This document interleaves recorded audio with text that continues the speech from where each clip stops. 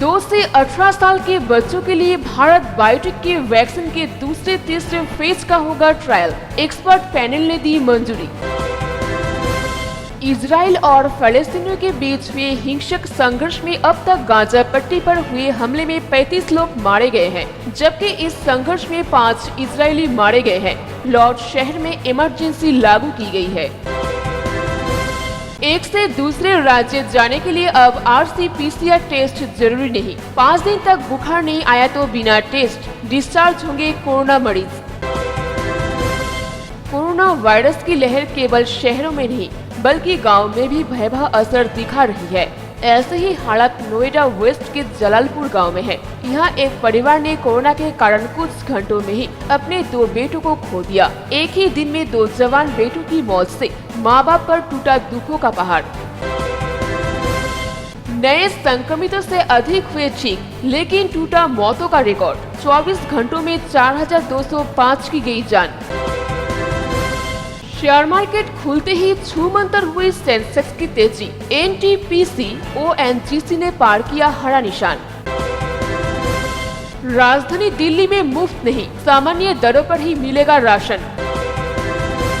Patna university में मई के अंत तक शुरू हो सकती है ऑनलाइन दाखिल की प्रक्रिया। चेक करें पूरी अपडेट। 12वीं के बाद सरकारी नौकरी की तैयारी में जुटे उम्मीदवारों के लिए काम की खबर। Arunachal Pradesh staff selection board 179 group C पदों के लिए होगी CHSL परीक्षा। 18 मई से करे ऑनलाइन आवेदन। अब तक 44 देशों में पहुंच चुका है कोरोना का इंडियन वेरिएंट। WHO ने बताया 4500 से ज्यादा सैंपल में हुई है पुष्टि।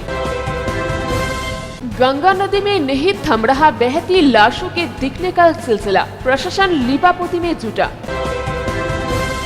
हरियाणा पुलिस ने किसान आंदोलन में शामिल होने आई पश्चिम बंगाल की एक युवती के साथ बलात्कार के कथित मामले में 6 लोगों के खिलाफ FIR दर्ज की है और पूरे मामले की जांच के लिए विशेष पुलिस दल का गठन किया गया है। रेप केस में तरुण तेजपाल के खिलाफ 19 मई को फैसला सुनाएगी गोवा की अदालत। तहलका के पूर्व प्रधान संपादक पर 2013 में गोवा के एक लग्जरी होटल में लिफ्ट के भीतर एक महिला सहकर्मी का यौन उत्पीड़न करने का आरोप है। दिल्ली यूनिवर्सिटी में कोरोना का तांडव। अब तक 30 से ज्यादा टीचर्स की मौत। भीमा कोरेगांव मामले में सामाजिक कार्यकर्ता गौतम नवलखा को राहत नहीं। सुप्रीम कोर्ट ने खारिज की जमानत याचिका। वैक्सीन नहीं मिलने पर भड़के दिल्ली के उप मुख्यमंत्री मनीष सिसोदिया। बोले टीका का निर्यात पूरी तरह से बंद हो।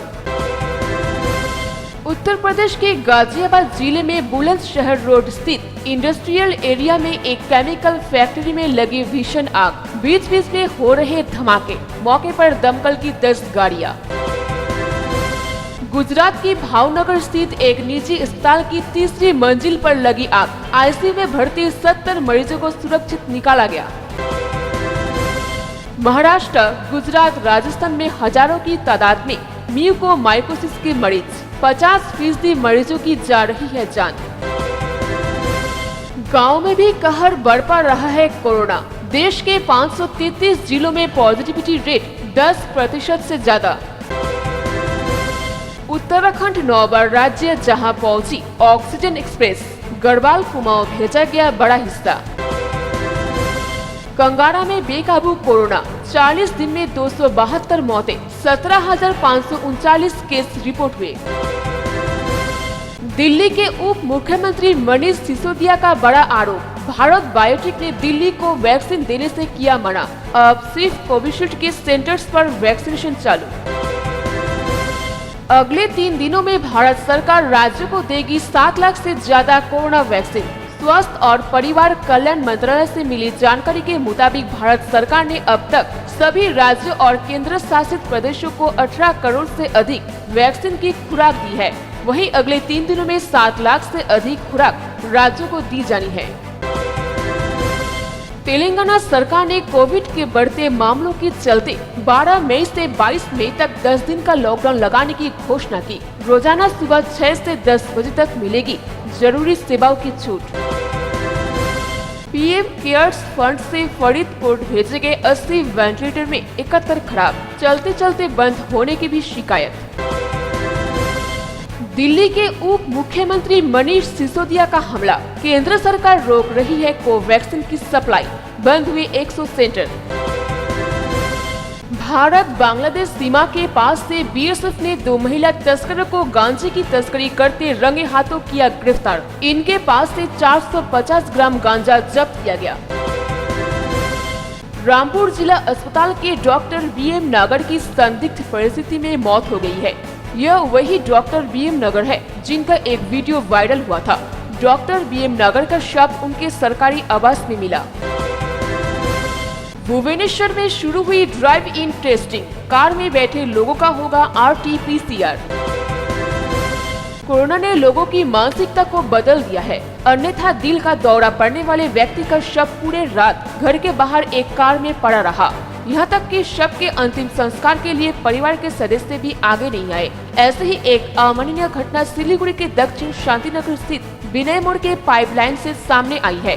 मृतक की पहचान सुब्रत कर के रूप में हुई है। सिलीगुड़ी नगर निगम के पूर्व डिप्टी मेयर रामभजन महतो और कमल अग्रवाल ने वामफ्रंट छोड़कर तृणमूल कांग्रेस का दामन थाम लिया है। आज दोनों नेता को तृणमूल जिला कार्यालय में गौतम देव ने पार्टी का झंडा थामकर दल में शामिल किया। तृणमूल में शामिल होने के बाद रामभजन महतो ने कहा, ममता बनर्जी के कार्य से प्रभावित होकर उन्होंने दल बदलने का फैसला लिया। राजगंज के बंधुनगर में सड़क दुर्घटना में 3 लोग गंभीर रूप से घायल हो गए हैं। घायलों को आनंद फानन में स्थानीय लोगों की मदद से फुलबाड़ी के एक निजी अस्पताल में भर्ती कराया गया है। वहीं हादसे में पिकअप वैन भी पलट गए। बताया जा रहा है कि सड़क पर डिवाइडर नहीं होने की वजह से यह हादसा हुआ है।